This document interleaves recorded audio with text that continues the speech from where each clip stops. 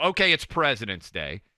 I don't know how many of you get President's Day off, by the way. I don't think I've ever gotten President's Day off in any of my prior jobs. It doesn't feel to me like a day that most people have off. So I would bet a lot of you driving around normal day-to-day activity today. But we are here for you. I don't think we've done this before. We've been on President's Day. I think this is our third President's Day so far doing this show together. Good idea by Buck. Best and worst presidents. We're going to start on the sunny side of the mountain, and we are going to begin here with our best presidents. Just the top three, the gold, the silver, and the bronze medalist of American presidential history. And I'll give you my list. By the way, 800-282-2882. Buck will give you his list, and then we'll take calls on best. Bottom of the show, we'll do worst. All right, my best. I named one of my sons after him, so that's probably a sign that he's at the top of my list.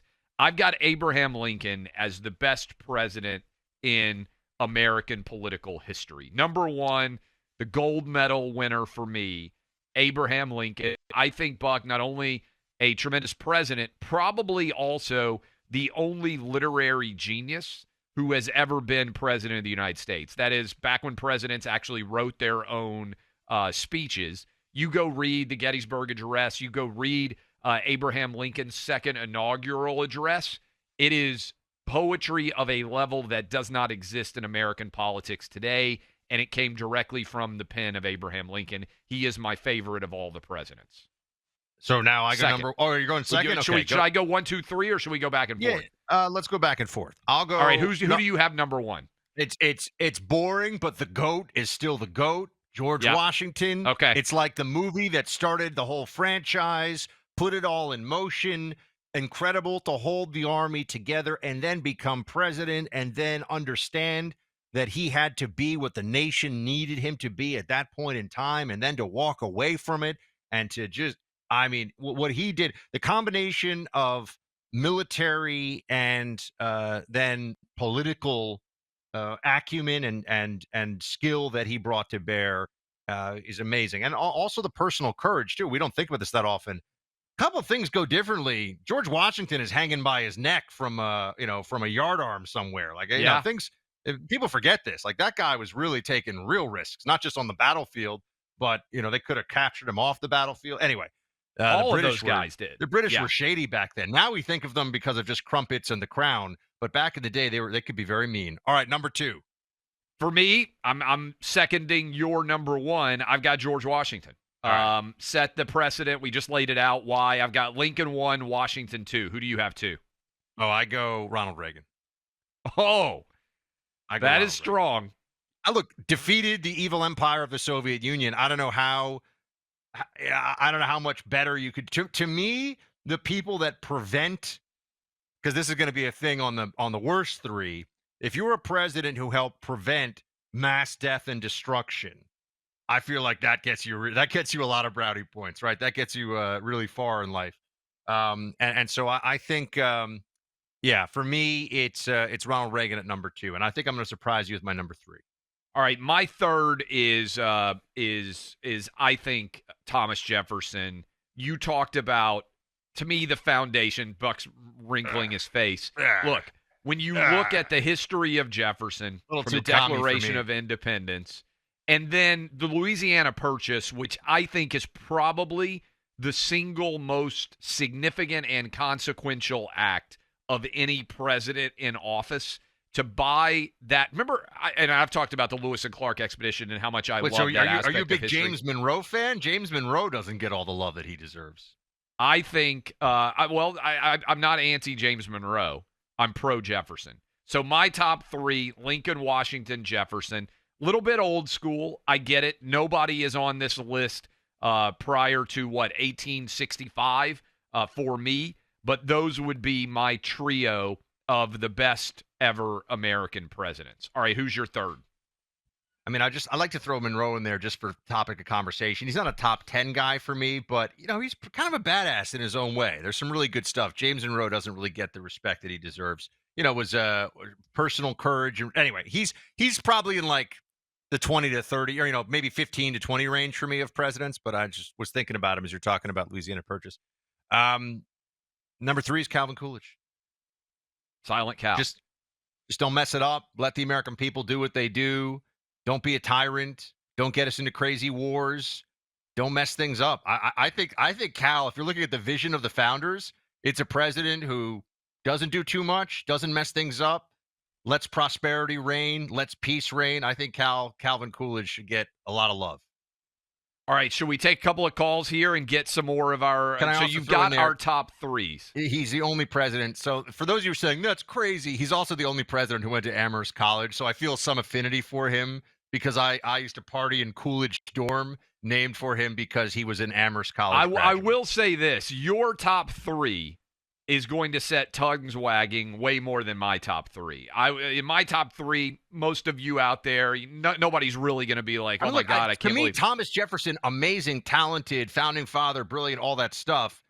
Once the French Revolution comes along, though, if you read that, Jefferson, he was like an MSNBC watcher at that point. He had lost it, my friend. He was really he didn't get what was going on over there in a big way.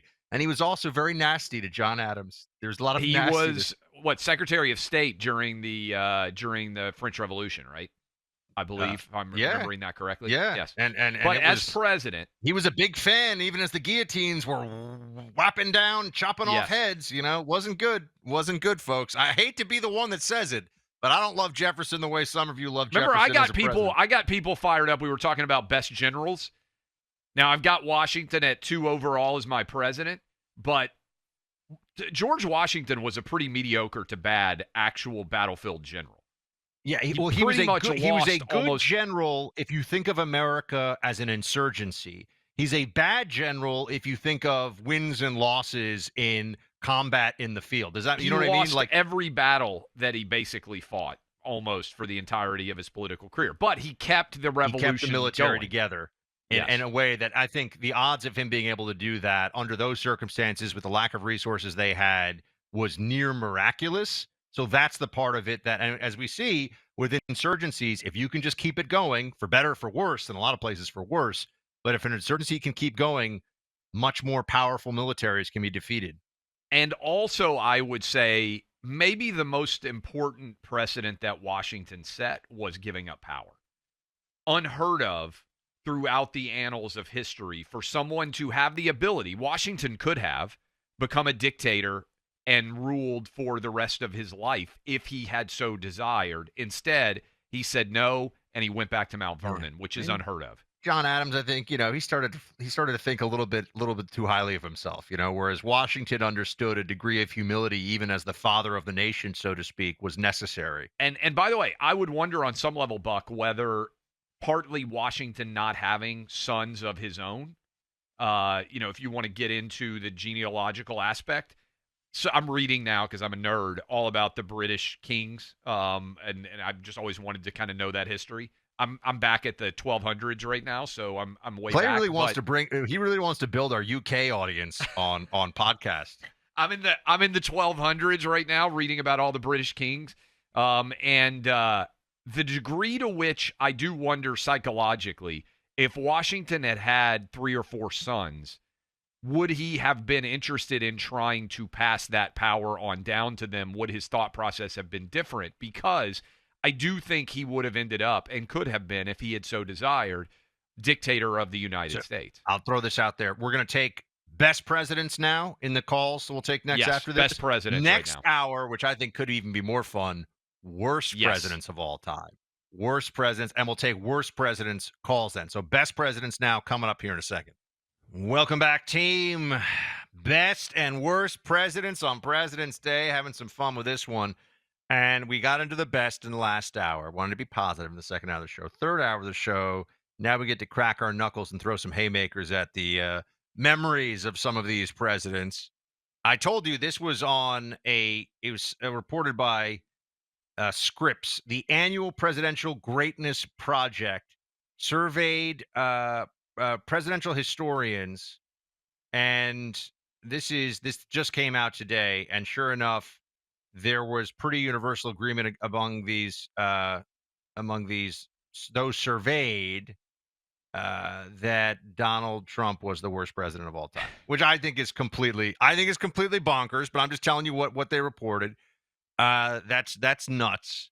I think that Trump had 3 amazing years and then had a pandemic and the deep state, and things came together in a way that made year number 4 very difficult. What's up? I'm just going to take a shot at historians in general, and you'll see this on my own list, Buck. Historians are good at looking at the historical picture, right? When you compare things from the 1780s to the 1840s to the 1880s to the 1920s, you're looking at eras in which you personally were not involved. So there's almost a dispassionate lack of emotionalism that involves being a historian that does not apply to current analysis. Yeah, I think you make an important point. Like when you see John Meacham going on MSNBC, yes, the guy has written some very celebrated biographies of presidents from hundreds of years ago. John Meacham does not know more and has no greater wisdom or insight about politics today than I do, than Clay does, or than any of you. He's just a guy with opinions, like everybody else. And he's super emotional about those opinions. Yeah, and I think he's a loon. I actually have lost a lot of faith in his books just because I know he's a man of poor judgment and no wisdom. But put that aside for a second. All right, worst presidents all time. And this, this is I think my list is pretty solid. Okay. Yeah. I'm going to do it in reverse order. So from least awful to most awful, I go LBJ. It's my number 3 because I think he's done more to destroy America in the last 70 years than, you could say, oh, but what about Obama? Obama was just pushing further a lot of what LBJ put into motion, plus Vietnam. Lyndon Baines Johnson, I think, one of the 3 worst presidents of all time. I would say Woodrow Wilson is my number 2 for really first of all, entry into First World War, the most really brazen suppression of free speech, certainly in 120 years or so when he did it. You'd have to go back to the Alien and Sedition Acts.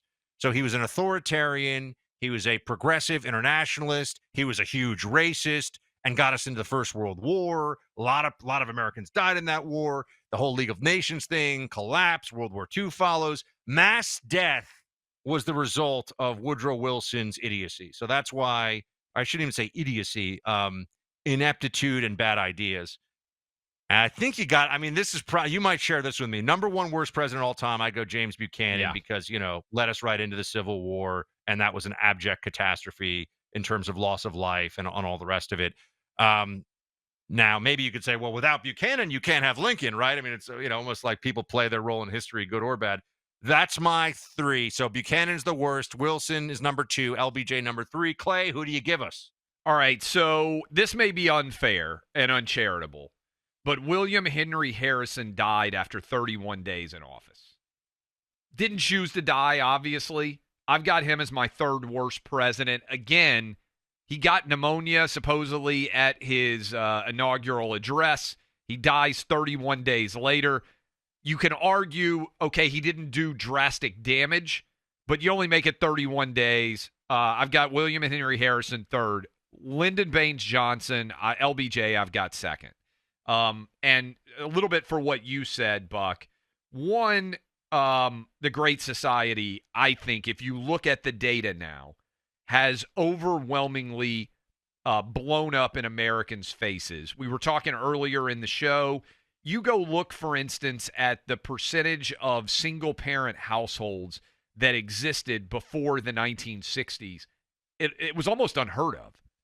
If you go look at the data of the number of kids being raised in single-parent households prior to the 1960s, it didn't exist by and large across any racial group.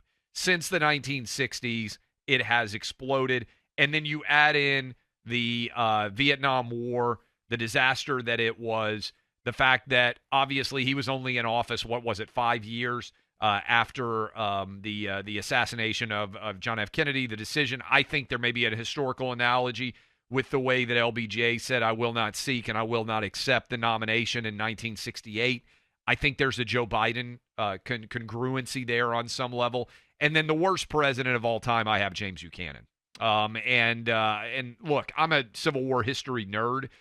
The fact that James Buchanan remember, You didn't get inaugurated back then, Buck, until March of the year after you were elected in November.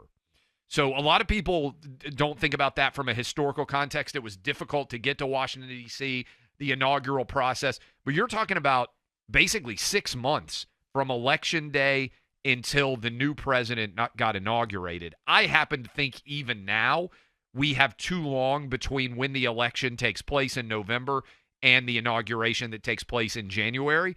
I think that's still too long. I think we should get somebody in office faster so you don't have as long of a lame duck presidency. But back then, you went basically 6 months, and the entire country collapsed on his watch by and large in the 6 months between when Lincoln was elected in November of 1860 and when he took office in March of 1861. Basically, the entire Civil War, the secession, all of that movement took place while James Buchanan was sitting lame duck in the presidential office. I didn't put any current presidents on my list for what I just said. I don't think it's fair to judge somebody until it's been 50 years after their presidency and have an accurate reflection on what they did or did not do. Now, if you wanted me to rank presidents of my life, you could rank and I could rank the presidents of our lives, but I think it's harder in real time to assess the impact of a presidency. I think you need at least 50 years to objectively look at it, for the passions of the moment to subside, and for you to be able to look at the real impact of what exactly the presidency did or did not accomplish. Is there anyone who gets for you honorable mention?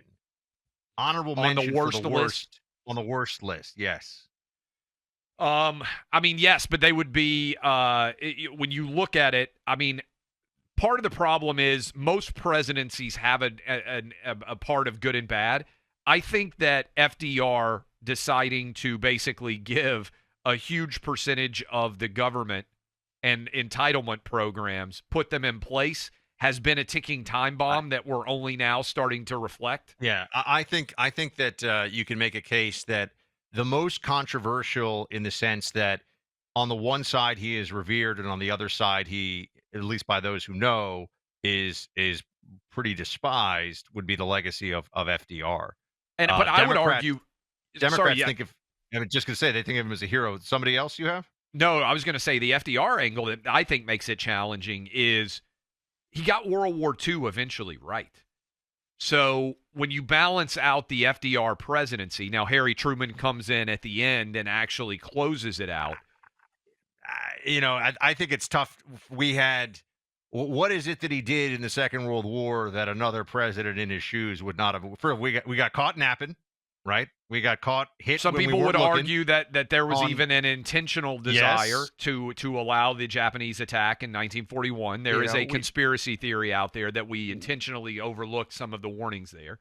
I think that there's a lot of rewriting of FDR's, everything about FDR, and you look at the legacy of FDR in the Second World War. We had Nazi submarines off the coast of New Jersey and Long Island. We had Japanese submarines off the coast of California. We had the Japanese seize, I believe it was Attu Island in the Aleutian chain, just to take U.S. soil. We obviously had the bombing of Pearl Harbor. If the Nazis, I mean, this is a whole, sorry, we're about to start the big World War II discussion now on the show, which will go on for many hours. If the Nazis had moved a little faster on some of their military projects, jet propulsion, missile technology. Obviously, we look at the Manhattan Project now. Everyone's talking about Oppenheimer because of the Oscars and all that. It could have gone very differently in some ways. I don't know that FDR gets credit for, we got attacked, now we have to actually fight back against the people who attacked us. I mean, he had the full might of the American industrial machine and the American people to call upon. There was the whole internment of Japanese Americans, which is, that's kind of a black eye on American history. Rough piece of the legacy, putting people who didn't do anything wrong into camps. It's bad. And I think then you also look at the increase of the size of the federal government and the state itself, and also making the Great Depression go on longer. All right, well, we can't. We'll talk about that another time. I got two positives for you, Buck. Two guys that are off my. I want to be positive here. Eisenhower and Truman don't get necessarily a lot of attention. Truman really, in the rebuilding of Europe and the Marshall Plan and everything associated with that, making what I think is one of the toughest calls in the history of the United States, that we were going to drop the bomb in Japan. Eisenhower, you go look historically, Buck, for a 2-term president. I'm not sure anybody has ever been more popular as president of the United States than Eisenhower was, almost universally beloved. And actually moved the ball further when it was harder on civil rights. Then later on, LBJ came in when it was actually politically expedient for him to do what he did. But anyway, that's a whole other. And got the interstate system done. I mean, Eisenhower, what he was able to accomplish in the wake of World War II was pretty friggin' incredible. We're going to take some worst coming up from all of you.